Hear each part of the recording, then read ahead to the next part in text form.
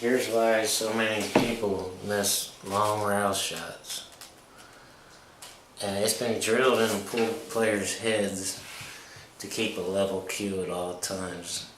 But for some reason, when they're shooting off the rail in a long table length shot, their cue is actually unlevel, because it's actually the opposite of two level. It's actually going diagonal like this. And I see it all the time by good players, and they can't figure out why they're missing these balls. And the reason is, when you're over level is what I call it, which is being on an angle like this and shooting off the rail, and you can only see the top of the cue ball when it's on the rail.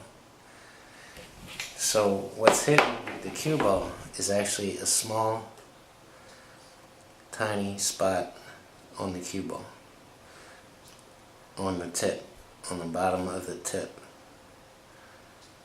So when you hit the cue ball on the left, let's do it like this. The cue ball is squirting this way, and it's also spinning clockwise. When you hit the cue ball on the right, the cue ball is squirting this way. And you can have all the low deflection shafts in the world and the best ones made, and it's still naturally going to push the cue ball this way, and it's going to spin it counterclockwise. So by the time you hit the object ball, it's way off the path that you aimed. Alright?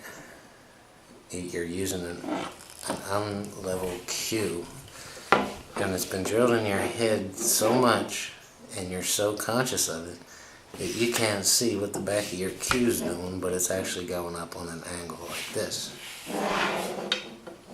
And just a small speck of your tip is hitting the cue ball, which magnifies not just the deflection, but the spin on the cue ball.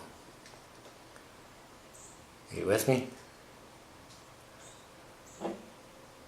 It's harder to find when you're using your whole tip to hit center ball, which you can't do if it's on the rail. There's a much greater margin of error of finding center ball.